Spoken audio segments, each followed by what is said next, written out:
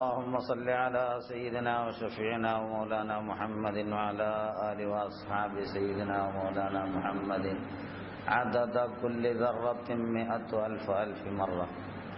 اللهم صل على سيدنا وشفيعنا ومولانا محمد وعلى آله وأصحاب سيدنا ومولانا محمد النبي الأمي الذي قرنت البركة بذاته ومحياه وتعطرت العوالم بطيب ذكره ورياه.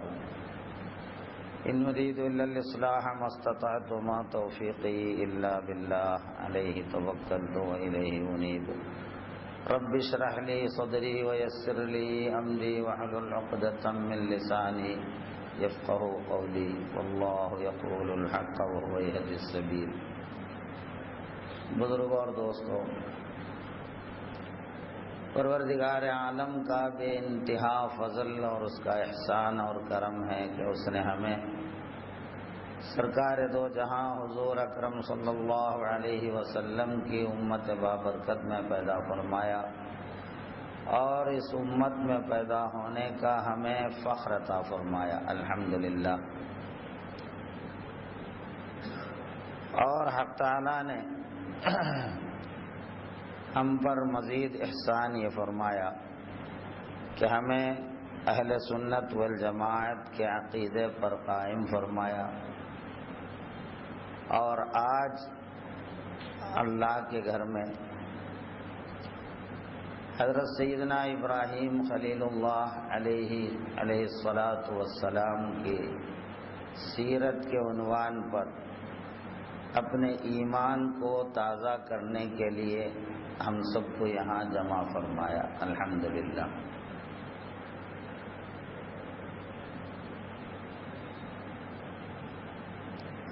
پروردگار عالم قرآن مجید میں ارشاد فرماتے ہیں وَاتَّبِعُوا مِلَّةَ إِبْرَاهِيمَ حَنِيفًا. ابراہیم علیہ السلام کی ملت کی پیروی کرو. اور ایک دوسری آیت مبارکہ میں حق تعالی ارشاد فرماتے ہیں فَمَن يَرْغَبْ عَن مِّلَّةِ إِبْرَاهِيمَ إِلَّا مَن سَفِهَ نَفْسَهُ. ابراہیم علیہ السلام کی ملت سے وہی شخص منہ موڑ سکتا ہے جو اپنے آپ کو بے وقوف بنا دیا ہے، جو اپنے انجام کا کھوٹا کیا، نقصان کیا ہے. تو یہ سب اور قرآن مجید میں حق تعالیٰ کے ان ارشادات کی روشنی میں ہم پر یہ بات ظاہر ہو جاتی ہے کہ ابراہیم علیہ السلام کی ملت کی پیروی تمام مسلمانوں پر لازم ہے، اور فی الحقیقت ملت ابراہیمی شریعت مصطفیٰ میں پوشیدہ ہے. جو شخص شریعت مصطفیٰ کی سچی پیروی کرتا ہے گویا وہ ملت ابراہیمی کا پیروی کرنے والا ہی قرار پاتا ہے، کیونکہ ابراہیم علیہ السلام کی جو کچھ ملت ہے وہ تمام کے تمام شریعت مصطفیٰ میں موجود ہے. اب اصل عنوان سیرت طیبہ کے عنوان سے اور آپ کی خصوصیات جو ہمارے لیے درس عبرت ہے. قرآن مجید میں حق تعالیٰ نے ابراہیم علیہ السلام کے واقعات کو بڑی تفصیل کے ساتھ کئی مقامات پر بیان فرمائے ہیں. اس کی یوں تو ہر نبی کی زندگی، ہر رسول کی زندگی پروردگار عالم کی خوشنودی حاصل کرنے کے لیے بہترین نمونے ہوتے ہیں، اور خصوصاً ابراہیم علیہ السلام عرب میں قریش جو سرکار دو جہاں صلی اللہ علیہ وسلم کا جو خاندان ہے، خاندان قریش، جو مکے میں سب سے زیادہ مشہور خاندان، تو قریش کا تعلق ابراہیم علیہ السلام کے بیٹے حضرت اسماعیل علیہ السلام کے نسب سے قریش کا قبیلہ آتا ہے، یعنی گویا ابراہیم علیہ السلام کی اولاد ہوتے ہیں وہ. اور بنی اسرائیل جو یہودی اور نصرانی کے نام سے جانے جاتے تھے اور وہ زمانے میں خصوصاً، تو وہ حضرت اسحاق علیہ السلام کے اولاد ہوتے تھے، وہ بھی ابراہیم علیہ السلام کے ہی اولاد، ابراہیم علیہ السلام کے بیٹے حضرت اسحاق علیہ السلام کے اولاد۔ اور حضور اکرم صلی اللہ علیہ وسلم کا جو قبیلہ ہے قبیلہ قریش، وہ ابراہیم علیہ السلام کے بیٹے اسماعیل علیہ السلام کے خاندان سے، آپ کی اولاد سے۔ تو عرب کے لوگ بڑے فخر کے ساتھ یہ کہا کرتے تھے کہ ہم ملت ابراہیمی کے پابند ہیں، ہم ابراہیم علیہ السلام کے ماننے والے ہیں۔ تو دوسری طرف یہود بھی یہ دعویٰ کرتے تھے کہ ہم ملت ابراہیمی کے ہم پابند ہیں، اور نصرانی جو عیسیٰ علیہ السلام کے پیروکار کہلاتے ہیں، تو وہ لوگ بھی یہ دعویٰ کرتے تھے کہ ہم ابراہیم علیہ السلام کے ملت کے پابند ہیں۔ تو قرآن نے ان تینوں کی نفی فرمائی، یعنی یہود کی، نصرانیوں کی اور کفار کی۔ ما کان ابراہیم یہودیا ولا نصرانیا ولکن کان حنیفا مسلما۔ ابراہیم علیہ السلام نہ تو یہودی تھے نہ تو نصرانی تھے، بلکہ وہ حنیف مسلم تھے، مسلمان تھے جو سارے باطل سے ٹوٹ کر حق تعالیٰ کی جانب پورے متوجہ تھے، اللہ تعالیٰ کی جانب پورے طور پر مائل تھے، اللہ کے توحید کے علم بردار تھے۔ تو ابراہیم علیہ السلام کی ملت کا تذکرہ خصوصاً آنے کی وجہ بھی یہی ہے کہ سارے لوگ حضرت ابراہیم علیہ السلام کے ملت میں ہونے کا دعویٰ تو کرتے تھے، لیکن سراسر ابراہیم علیہ السلام کے ملت کے مخالفت کرتے تھے، کیونکہ ابراہیم علیہ السلام تو توحید کے پرستار تھے، جبکہ یہودی حضرت عزیر علیہ السلام کو اللہ کا بیٹے مان کر کافر ہو چکے تھے، عیسائی حضرت عیسیٰ علیہ السلام کو اللہ کا بیٹا مان کر وہ بھی کفر کو اختیار کر چکے تھے، اور یہ دونوں بت پرستی اللہ کے علاوہ غیر کی عبادت کر کے کافر اور مشرک قرار پا گئے، اور اس شرک پر قائم رہ کر اپنے آپ کو ملت ابراہیمی کا پابند سمجھتے تھے۔ حالانکہ ابراہیم علیہ السلام سچے مسلمان تھے، اور اللہ کے پاس دین تو صرف اسلام ہی ہے، کوئی اور دین تو اللہ کے پاس سے آیا ہی نہیں۔ آدم علیہ السلام سے لے کر حضور اکرم صلی اللہ علیہ وسلم تک جتنے انبیاء آئے، تمام انبیاء دین اسلام کو دنیا میں پیش کرے۔ اب قوموں نے بعد میں انبیاء علیہ السلام کے گزرنے کے بعد اپنے مذہب کے نئے ناموں سے اپنے آپ کو علیحدہ کر لیے، جیسے یہودیوں نے اپنے آپ کو یہودی نام رکھا، عیسائیوں نے اپنا نام نصارہ رکھا، حالانکہ عیسیٰ علیہ السلام اسلام کی تعلیم لے کر آئے تھے، موسیٰ علیہ السلام اسلام ہی کی تبلیغ کیے تھے، کوئی یہودیت کی تعلیم آپ الگ سے نہیں دیے تھے۔ ان الدین عند اللہ الاسلام، قرآن کہتا ہے اللہ کے پاس تو دین صرف اور صرف اسلام ہے۔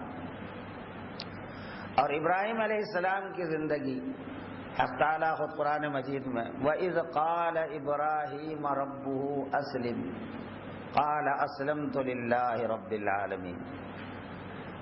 اللہ تعالیٰ ابراہیم علیہ السلام کے رب نے ابراہیم علیہ السلام سے جب یہ فرمایا کہ اسلم، اسلام قبول کر، یعنی اپنے آپ کو اللہ کے فرما بردار اور مطیع بنا دے، اپنے آپ کو اللہ کے حوالے کر دے، تو انہوں نے فرمایا قال اسلمت للہ رب العالمین، میں اپنے آپ کو اللہ کے حوالے کر دیا، اللہ کا فرما بردار اور مطیع بنا دیا۔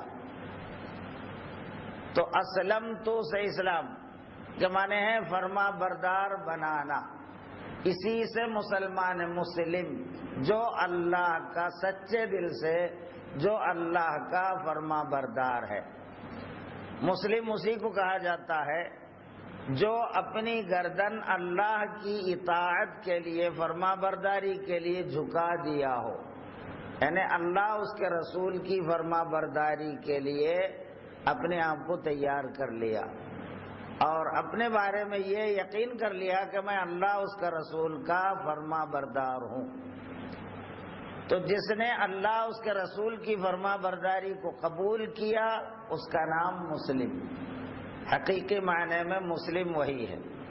چنانچہ سرکار فرماتے ہیں اسلم تسلم، تو اسلام قبول کر، یعنی اللہ کا فرما بردار اپنے آپ کو بنا دے تو سلامتی پائے گا۔ سلامتی کا راز یہ ہے کہ تو اللہ کا اپنے آپ کو اللہ کا فرما بردار بنا دے، یعنی اللہ کا بن جا۔ اللہ کا فرما بردار بننے کا مطلب یہ کہ اللہ کا ہو جانا۔ تو جو بندہ سچے دل سے اللہ کا ہو گیا اللہ اس کا ہو جاتا ہے۔ من کان للہ کان اللہ لہ، جو اللہ کا ہوا اللہ اس کا ہے۔ اور ہم جس قدر ایمان کے اعتبار سے، اعتقاد کے اعتبار سے اور فرما برداری کے اعتبار سے ہم اللہ کے جس قدر ہوتے ہیں اسی قدر اللہ ہمارا ہوتا ہے۔ ہم اللہ کے ہوتے نہیں، ہونے کا خالی دعویٰ کرتے اور ہم یہ آرزو کرتے کہ میری ہر دعا اللہ قبول کرنا، کہ میری دعائیں قبول ہو جائے، میں جو بھی اللہ سے مانگوں مجھے مل جائے۔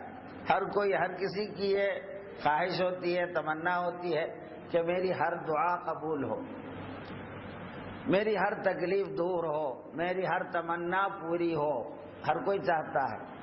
تو ہماری جو تمنا ہے، ہماری جو بات ہے، جب ہم اللہ کے سامنے پیش کرتے ہیں تو اللہ کے پاس اس کی اہمیت، اللہ ہماری بات کی اہمیت کیوں دے گا جب ہم خود اللہ کی باتوں کو اہمیت نہیں دیتے ہیں۔ اللہ کے احکام کی اہمیت ہمارے پاس اتنی نہیں ہے جتنی اہمیت ہمارے اپنی خواہش کی ہمارے اندر ہے۔ ایک مسلمان ہمارے اندر، ہم لوگوں میں جو خرابی، سب سے بڑی خرابی یہ ہے کہ ہم اللہ کے ہوتے نہیں ہیں، دعویٰ کرتے ہیں میں مسلمان ہوں۔ اب مسلمان کا مطلب ہے کہ اللہ اس کے رسول کا فرما بردار۔ اب ہم خود سوچیں کہ ہم اللہ کے کتنے فرما بردار ہیں، ہم اپنے نفس کے کتنے فرما بردار ہیں اور اللہ کے کتنے فرما بردار ہیں، شیطان کی کتنی سنتے ہیں، اللہ کی کتنی سنتے ہیں ہم، اللہ اس کے رسول کی اہمیت ہمارے اندر کتنی ہے، ہماری اپنی خواہشوں کی اہمیت ہمارے اندر کتنی ہے۔ جب ہم اس کا جائزہ لیں گے تو ہم اپنے آپ کو بالکل صفر، زیرو پائیں گے، اور ہم خود اندازہ کر سکتے ہیں جب ہمارا یہ حال ہے کہ اللہ کی اہمیت ہمارے پاس اتنی نہیں ہے جتنی مخلوق کی ہے۔ ہم کو ڈر لگا رہتا لوگ دیکھیں تو کیا بولیں گے، لوگ کیا سوچیں گے میرے بارے میں، لوگ کیا بولیں گے، یعنی جتنی اہمیت اس کی ہے ہم اپنے کاموں میں، امور میں لوگوں کو جتنا اہمیت دیتے ہیں اللہ کو ہم اہمیت نہیں دیتے۔ ہم کبھی یہ نہیں سوچتے اللہ راضی ہوگا کہ نہیں ہوگا، کہیں اللہ تو ناراض نہیں ہوگا۔ اللہ ناراض ہوتا ہے فلاں کام سے بولے تو اس سے ڈرنا، اس سے بچنے کے لیے ہمارے پاس اس کی اہمیت نہیں ہے کوئی خاص، جبکہ لوگوں کی اہمیت ہمارے پاس بہت زیادہ ہے کبھی تو، اور کبھی تو خود ہمارے اپنی خواہش کی اہمیت ہمارے اندر زیادہ ہے۔ بنیادی وجہ یہ ہے کہ اللہ تعالی